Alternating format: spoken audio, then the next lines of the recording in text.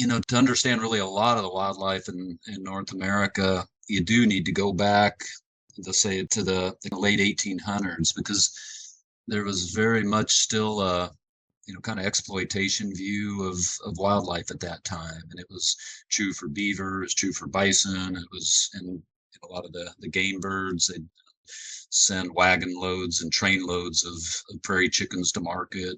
Same thing with deer. Deer were seen as a resource. The hides, the meat could be harvested and shipped to market.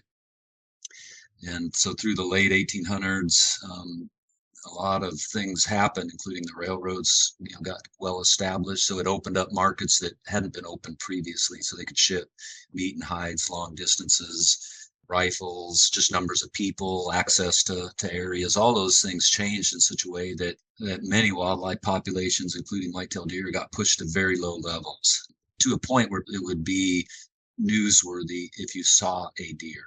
It would be newsworthy throughout the county if someone saw a deer in the county, because they may go years without seeing a deer. And so that was kind of where things were in the early 1900s. And I'm going to do a little detour here, just kind of bring it back sort of local here in South Texas, because there's a parallel story going on that I think reflects some of the broader trends for deer nationwide. And I work at this institute called the Caesar Kleberg Wildlife Research Institute. So there was a gentleman, Caesar Kleberg, who came to South Texas in 1900 and worked on the King Ranch from 1900 to his passing in 1946. And in doing so, he brought with him a passion for wildlife, and he saw this decline of wildlife playing out here where he was managing in South Texas. And one of the things that really kind of brought, especially the deer's plight, to his attention was they put a railroad in from Kingsville south to Brownsville, and it cut across some areas that were probably some of the still most wild areas in North America, in the United States anyway. And part of that was on the King Ranch where Caesar Kleberg was working. And they were shooting deer to feed the railroad workers.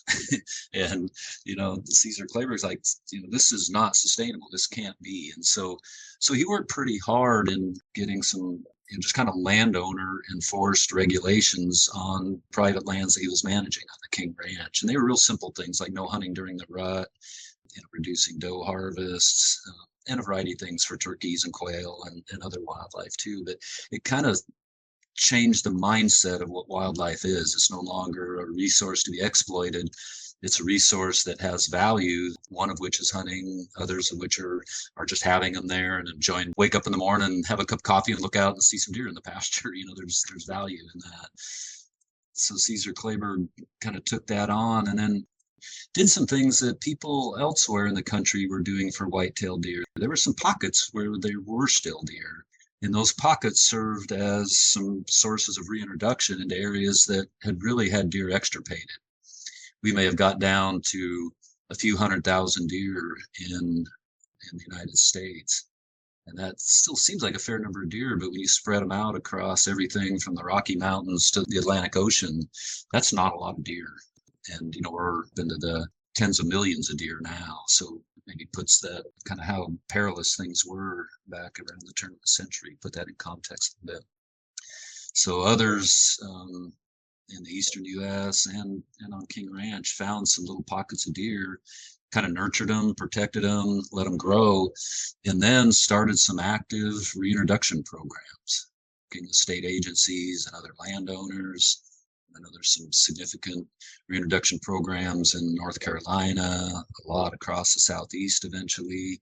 And so there's deer that got moved from some of those different areas. There's also deer from South Texas, right near Kingsville, that were reintroduced in different places across the southeastern U.S. and across Texas. So that was a turning of the tide, I think, on how people viewed deer. Again, not a resource to be exploited, but a precious resource to be stewarded and cultivated, and then be able to be there for whatever it is that people enjoyed having.